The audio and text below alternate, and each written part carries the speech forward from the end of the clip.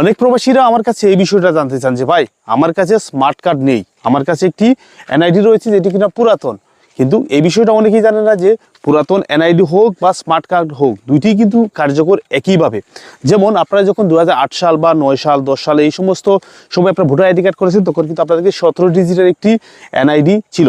So এখন দেখা যাচ্ছে অনেকের কাছে কিন্তু এই ধরনের একটা স্মার্ট কার্ড রয়েছে, যে দেখে কিন্তু অনেকেই বলেন যে আফসোস করেন যে আমার কাছে যদি একটা স্মার্ট কার্ড থাকতো। কিন্তু আপনি কি জানেন এই স্মার্ট কার্ড আর আপনার কাছে যে 17 ডিজিটের যে নর্মাল যে এনআইডি কার্ডটা আপনারা যেটি বলেন সেটি খুবই কার্যকর।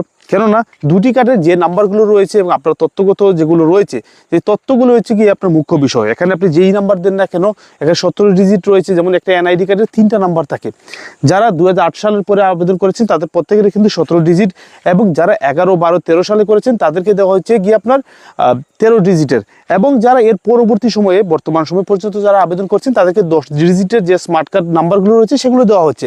তো অনেকে আমাদের কাছে প্রায় এই প্রশ্নটা করেন যে আমাদের কাছে তো নর্মাল যে এনআইডি কার্ড রয়েছে যেটা কাগজের, সেটি থেকে তো আমার স্মার্ট কার্ডটা খুবই প্রয়োজন। কেননা আমি কোথাও গেলে যদি সুযোগ সুবিধা না পাই বা আমি বাংলাদেশি নাগরিক হিসাবে যদি আমাকে গ্রহণ করা না হয়, জি ভাই দেখেন স্মার্ট কার্ড হোক বা নর্মাল যে কার্ডগুলো হোক সবই কিন্তু একই। কেননা দেখা যাচ্ছে যে আপনার তথ্য যেগুলো রয়েছে আপনি যেই ফিঙ্গার দিয়েছেন সেই ফিঙ্গার অনুযায়ী কিন্তু আপনার যে স্মার্ট কার্ড হোক বা নর্মাল কার্ডটি এসেছে সেটি কিন্তু আপনার ন্যাশনাল এনআইডি বা আপনার জাতীয় পরিচয়পত্র। সো আপনারা চিন্তিত হবেন না। আপনার কাছে যদি এই ধরনের কোনো লেমিনেটিং করা কোনো ভোটার আইডি কার্ড বা এনআইডি কার্ড থাকে সেটি যতটুকু কার্যকর ঠিক তেমনই আপনার কাছে যে স্মার্ট কার্ডটি রয়েছে সেটিও কার্যকর। তবে এখানে ইন্টারেস্টিং একটা বিষয় রয়েছে।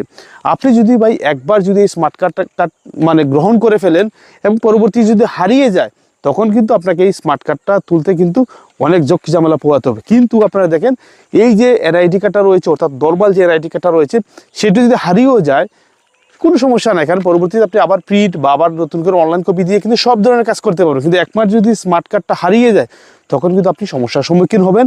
তখন কিন্তু আবার আপনাকে পুলিশ ভেরিফিকেশন করতে হবে অথবা আপনাকে দেখা যাচ্ছে জিডি করতে হবে, তারপরে এই স্মার্ট কার্ডটা বের করতে হবে। তো আপনারা বুঝতেই পারছেন যে এই স্মার্ট কার্ডের চেয়ে কিন্তু আপনাদের যে নর্মাল যে কার্ডগুলো রয়েছে সেগুলো কিন্তু খুবই কার্যকর। হারিয়ে গেলেও নতুন করে আবার নতুন একটা কার্ড উঠাই নেবেন, সেটি দিয়ে কিন্তু আপনারা আপনাদের সব ধরনের কাজ করতে পারবেন। তো ভিডিওটি বেশি বেশি করে শেয়ার করে দেবেন, কারণ অনেক প্রবাসী এবং বাংলাদেশি যারা রয়েছেন তারা কিন্তু চিন্তিত থাকেন যে স্মার্ট কার্ড নিব নাকি নর্মাল কার্ড নেব।